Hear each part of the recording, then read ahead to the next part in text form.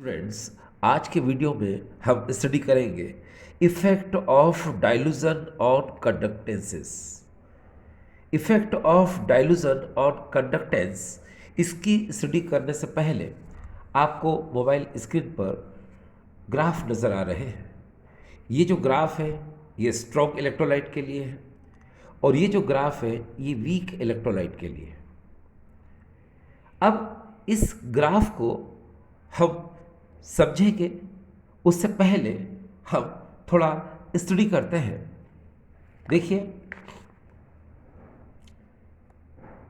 आप बहुत अच्छे से जानते हैं कि जो वीक इलेक्ट्रोलाइट होते हैं ये लेस डिसोशिएट होते हैं, मीन्स इनमें लेस डिसोशिएशन होता है, जिसकी वजह से इसमें लेस नंबर ऑफ आयंस होते हैं। और जब लेस नंबर ऑफ आयंस होंगे तो उनकी कंडक्टेंस भी क्या होगी? लेस होगी। ठीक, अब जब आप इसमें डाइल्यूजन को इंक्रीज कर देते हो, मीन्स वाटर को ऐड कर देते हो, तो कंसंट्रेशन क्या हो जाती है? इसकी डिक्रीज हो जाती है, क्योंकि आपने वाटर क्या कर दिया? उसमें ऐड कर दिया है, जिसकी वजह से क्या होता है कि अब ये मोर डिसोशिएट हो जाते हैं, जिसकी वजह से नंबर ऑफ आयंस भी इनमें मोर हो जाते हैं। जब नंबर ऑफ आयंस ज़्यादा हो जाएंगे तो मोर कंडक्टेंस हो जाएगी, क्योंकि आपको पता है number of ions directly proportional to the conductance. जितने ज़्यादा नंबर ऑफ आयंस होते हैं उसकी कंडक्टेंस क्या होती है? ज़्यादा होती है। अब आपके दिमाग में चल रहा होगा कि ये कंडक्टेंस क्या होती है। तो किसी भी इलेक्ट्रोलाइटिक सॉल्यूशन में नंबर ऑफ आयंस का जो फ्लो है, अगर वो इंक्रीज हो जाता है डाइल्यूजन पर, तो हम कहते हैं उसकी कंडक्टेंस इंक्रीज हो गई। मगर ये कंडक्टेंस क्या है? तो सुनिए, easy flow of ions in electrolytic solution is called conductance. Once more, easy flow of ions in electrolytic solution is called conductance. ठीक है। अब जैसे हम बहुत अच्छे से जानते हैं कि हमारे सामने है यहाँ पर NaCl। आपने देखा होगा कि ये NaCl है।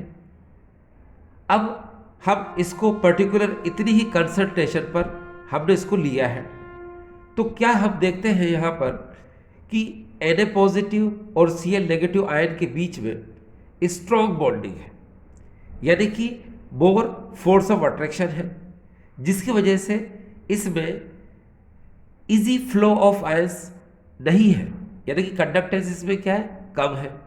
लेकिन जब आप डाइल्यूजन को इंक्रीज कर देते हो, मीन्स कंसंट्रेशन को क्या कर देते हो? डिक्रीज कर देते हो। आपको पता है कंसंट्रेशन इनवर्सली प्रोपोर्शनल और डाइल्यूजन होता है। जितनी ज़्यादा आप डाइल्यूजन को इंक्रीज करोगे, कंसंट्रेशन क्या होगी? उसकी डिक्रीज होगी। अब देखिए, आपने यहाँ पर क्या किया? आपने डाइल्यूजन को इंक्रीज कर दिया। इंक्रीज करने पर क्या हुआ? जितने नंबर ऑफ आयंस यहाँ थे अभी भी उतने ही नंबर ऑफ आयंस यहाँ रहेंगे, लेकिन इन नंबर ऑफ आयंस में आप डिस्टेंस देखे ज़्यादा हो गई। डिस्टेंस ज़्यादा हो गई यानी कि इनके नंबर ऑफ आयंस में वीक फोर्स ऑफ अट्रैक्शन हो गया। जब लेस फोर्स ऑफ अट्रैक्शन हो जाएगा तो इनमें इजी फ्लो ऑफ आयन हो जाएंगे, यानी कि मोर फ्लो ऑफ आयंस होगा, जिसकी वजह से इसकी कंसंट्रेशन क्या हो जाएगी? जिसकी वजह से इसकी कंडक्टेंस क्या हो जाएगी? इंक्रीज हो जाएगी। ठीक है, यानी हम इस बात को समझ गए अब क्या, कि आप जब डाइल्यूजन को इंक्रीज करते हो तो इन आयंस के बीच की डिस्टेंस इंक्रीज हो जाती है, जिससे लेस फोर्स ऑफ अट्रैक्शन अब हो जाता है।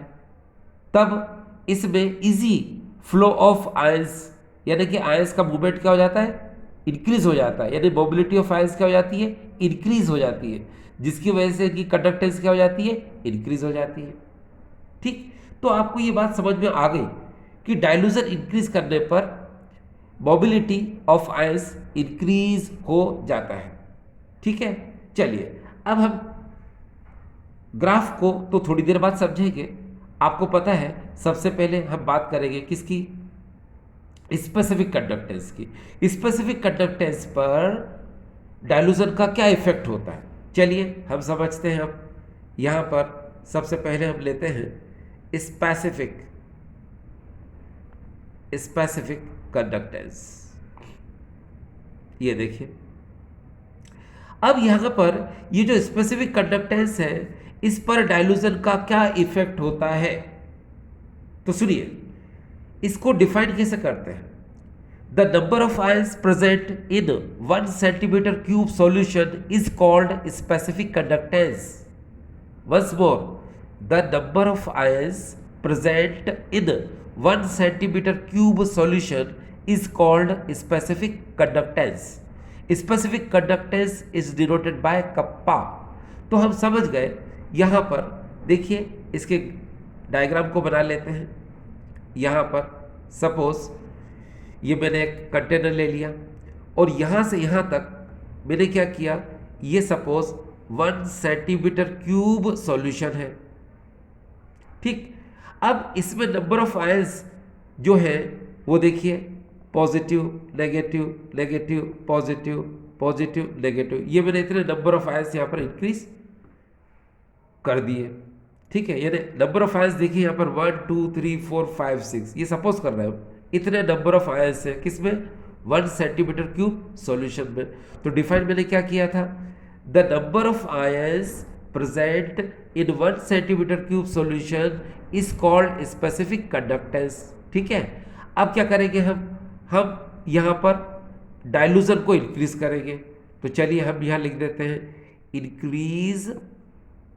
इंक्रीज डायलूजन। जब हम डायलूजन को इंक्रीज करते हैं मीन्स इसमें वाटर को ऐड कर देते हैं, मीन्स इसका वॉल्यूम क्या हो जाता है, इंक्रीज हो जाता है। तो देखिए अब क्या होगा, ये हमने कंटेनर बनाया यहाँ पर इस तरह से, ठीक है। अब वॉल्यूम क्या हो गया, इसका ज़्यादा हो गया। ये देखिए हमने वॉल्यूम ज़्यादा कर दिया, ठीक। तो जो नंबर ऑफ आयंस पहले जितने थे, डायलूजन पर भी नंबर ऑफ आयंस उतने ही रहेंगे, ठीक। यहां पर क्या हुआ कि यहां पर डायलूजन को इंक्रीज जब हमने किया तो वॉल्यूम तो बढ़ गया, ये देखिए, है ना। लेकिन यहां पर हम अब देख रहे हैं कि 1 सेंटीमीटर क्यूब सॉल्यूशन में नंबर ऑफ आयंस क्या होगा, यहां पर कम हो गए, क्योंकि कुछ नंबर ऑफ आयंस जो हैं वो 1 सेंटीमीटर क्यूब सॉल्यूशन से ऊपर चले गए और कुछ नंबर ऑफ आयंस जो थे वो 1 सेंटीमीटर क्यूब सॉल्यूशन में ही प्रेजेंट है, ठीक है। तो यहाँ पर आपको सिर्फ इतनी सी बात बोलना है कि बिफोर डायलूजन देखिए यहाँ पर 1 2 3 4 5 6 इतने हमने नंबर ऑफ आयंस सपोज किए थे डायलूजन से पहले, ठीक है। जब हमने डायल्यूट किया तो वॉल्यूम तो इंक्रीज हो गया, लेकिन इस वॉल्यूम में अब हम क्या देख रहे हैं कि 1 सेंटीमीटर क्यूब सॉल्यूशन में नंबर ऑफ आयंस कितने, अब 3 रह गए। यानी नंबर ऑफ आयंस क्या होगा, यहाँ पर कम हो गए, जबकि पहले 1 सेंटीमीटर क्यूब सॉल्यूशन में ये नंबर ऑफ आयंस ज़्यादा थे। अब 1 सेंटीमीटर क्यूब सॉल्यूशन में नंबर ऑफ आयंस क्या हो गए, डिक्रीज हो गए, ठीक। तो यहाँ पर इसकी कंडक्टेंस क्या हो गई, डिक्रीज हो गई, ठीक है। तो हम यहाँ पर लिख सकते हैं कि ये देखिए, लेस नंबर ऑफ आयंस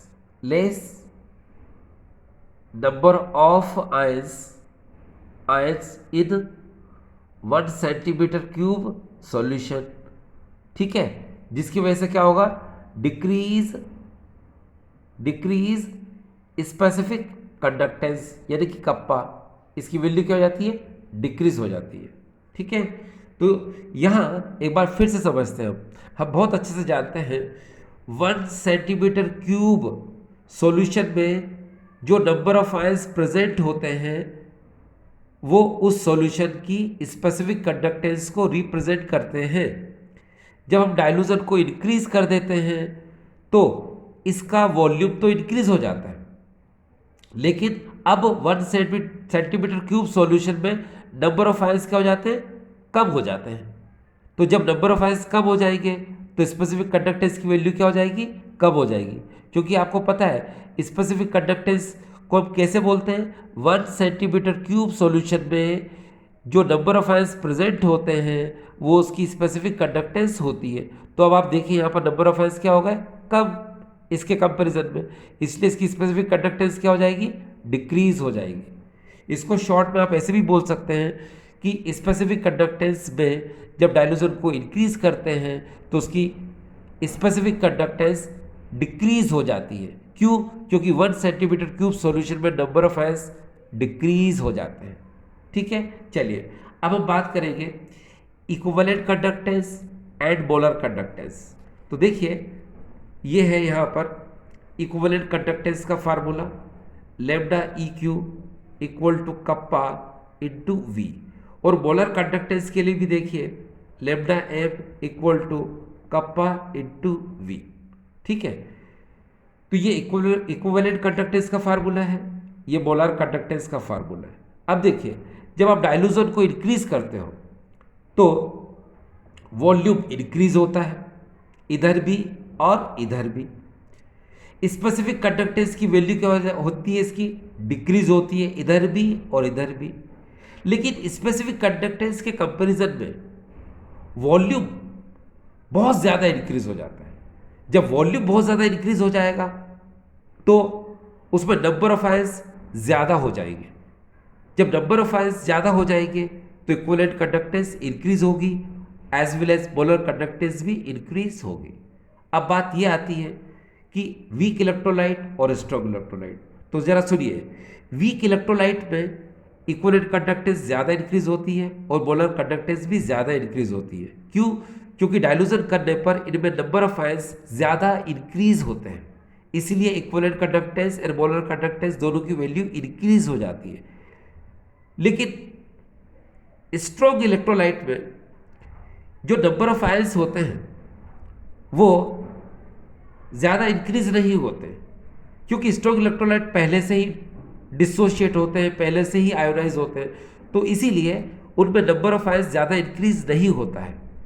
इसीलिए वीक इलेक्ट्रोलाइट के कंपैरिजन में स्ट्रॉन्ग इलेक्ट्रोलाइट की equivalent conductance and molar conductance बहुत कम इंक्रीज होती है। ठीक है, तो ये बात आपको समझ में आ चुकी है। ठीक है, अब हम ग्राफ को समझते हैं, जो कि ग्राफ हमारे लिए बहुत ज़्यादा इंपॉर्टेंट है।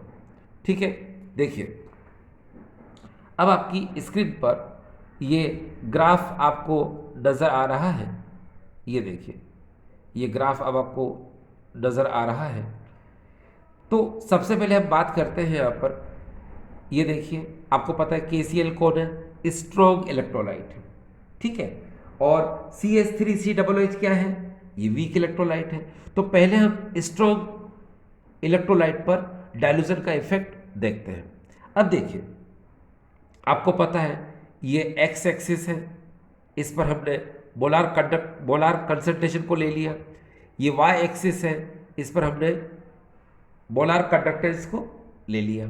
ठीक, अब यहाँ पर देखिए इस पर्टिकुलर कंसंट्रेशन पर, ये देखिए इस पर्टिकुलर कंसंट्रेशन पर जो उसकी मोलार कंडक्टेंस थी वो देखिए ये इतनी थी, ये फिर इस कंसंट्रेशन पर जो इसकी मोलार कंडक्टेंस थी वो देखिए वो ये थी।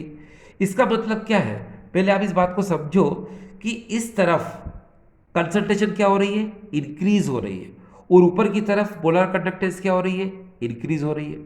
ठीक है, तो कंसंट्रेशन इंक्रीज हो रही है मतलब डाइल्यूशन क्या हो रहा है, कम हो रहा है। और हमको स्टडी किसकी करना है, डाइल्यूशन की। तो डाइल्यूशन को क्या करना है, हमको इंक्रीज करना है। तो इंक्रीज करने के लिए हम क्या करेंगे, इस तरफ चलेंगे। किस तरफ चलेंगे डियर, इस तरफ, इस तरफ चलेंगे। डाइल्यूशन की बात कर रहे हैं तो हम किस तरफ चलेंगे, इधर से इस तरफ चलेंगे। अब देखिए क्या हो रहा है, देखिए डाइल्यूशन को हम इंक्रीज करते जा रहे हैं स्ट्रॉन्ग इलेक्ट्रोलाइट में, तो इसकी मोलर कंडक्टेंस स्ट्रॉन्ग इलेक्ट्रोलाइट में कंटिन्यूसली क्या हो रही है ना, इंक्रीज हो रही है। ये देखिए इस कंसंट्रेशन, इस डाइल्यूशन पर इतनी कंडक्टेंस थी इसकी, फिर थोड़ी सी इंक्रीज हुई जब हमने डाइल्यूशन को इंक्रीज किया, फिर हमने डाइल्यूशन को इंक्रीज किया तो फिर थोड़ी सी और बढ़ी, फिर हमने डाइल्यूशन को इंक्रीज किया थोड़ी सी और बढ़ी। इस तरह से क्या ये इसकी कंडक्टेंस धीरे धीरे इंक्रीज होती है। क्यों? क्योंकि जब हम डाइल्यूशन को इंक्रीज करते हैं तो स्ट्रॉन्ग इलेक्ट्रोलाइट में नंबर ऑफ आयंस धीरे धीरे इंक्रीज होते हैं, धीरे धीरे प्रोड्यूस होते हैं, इसलिए इसकी कंडक्टेंस भी धीरे धीरे इंक्रीज होती है। और जब हम डाइल्यूशन को बहुत ज़्यादा कर देते हैं, यानी कि कंसंट्रेशन क्या कर देते हैं, उसकी जीरो कर देते हैं। कंसंट्रेशन जीरो का मतलब होता है हम इनफाइनाइट डाइल्यूशन कर देते हैं। तो इनफाइनाइट डाइल्यूशन करने पर क्या होता है कि जो इसकी कंडक्टेंस होती है वो मैक्सिमम होती है। जब इसकी कंडक्टेंस मैक्सिमम होती है तो उसको हम क्या बोलते हैं, लैम्डा एम इन्फिनिटी बोलते हैं।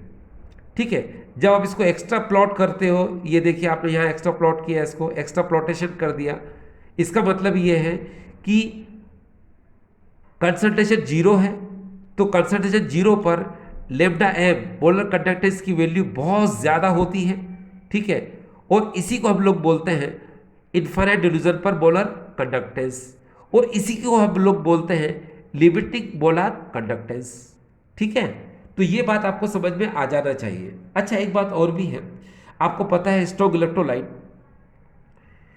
जब हम डाइल्यूशन को इंक्रीज करते हैं, यानी कि कंसंट्रेशन क्या कर देते हैं, जीरो कर देते हैं, तो ये 100% तक आयोनाइज हो जाते हैं अपने आयंस में।